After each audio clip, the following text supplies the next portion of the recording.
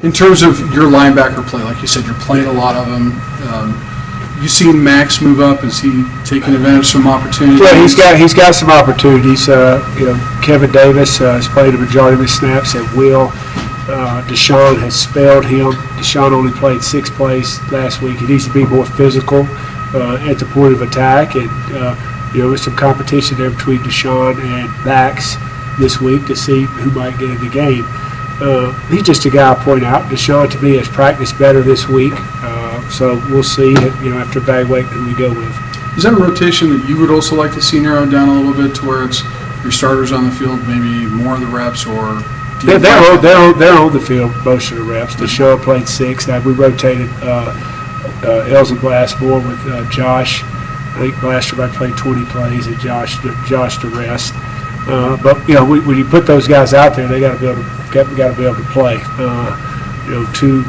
I think we cut it to 7 against Minnesota. We had our second team guys in there that went down the field on us and scored. And then the other night, 14-3, we had some guys in there that went down and scored. So, you earn the right practice, but you also got to perform in the game. You're not going to continue to play if you're not productive. How was Josh? He's a guy that obviously, Watson is a guy that obviously got challenged right at the beginning of the season after that opening game. What can you say about the way he's Well, one, he's tough. He's playing, with I think partially torn something. I'm not going to say what body part because you might write it, okay? But he's a tough kid. That is my job. I respect your job. He's a tough guy, all right, that's becoming more comfortable in the defense the more he plays. Now, he still needs to be more productive. We need to get off blocks. We play our gap, but we need to get off blocks and make plays, and that's everybody. But Josh is playing better, more like Coach English wanted him to play. And I think he'll become more comfortable as he plays more. I think he's been listed as your leading tackle the last 4 games. Is that a real sign of his production or a sign of his growth? I think it's a sign of his production. I think it's a sign of the way our defense is designed, too, that the Mike linebacker has to make plays. And there's more plays for him to make out there. I think if you asked him, I don't know if he's one that can talk to the media or not, but he is. If you asked him, I think he would tell you that he could still play better. There's a lot of plays out there for him to make.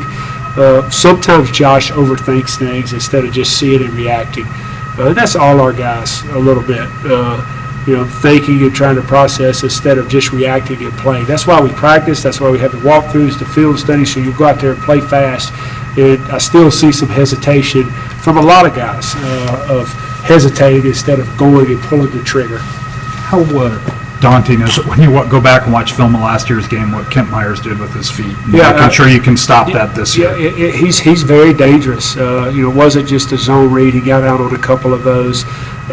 We didn't play the end of the backer correctly, but just his ability to pull the ball down and run is very scary. I was in there this morning and watching third downs with the defense, and got people covered, and he pulls the ball down and runs around, and it's usually not up, it's outside. So we got to do a good job of containing him in the pocket and not let him get out on the perimeter where he makes plays with his legs or he extends plays and throws the balls for first downs. Is that hard when you're trying to also get more pressure on the quarterback? No, it's going to have to be more of a contained rush? No, you got to stay. If you don't play containment, you're only pretending to play football, period.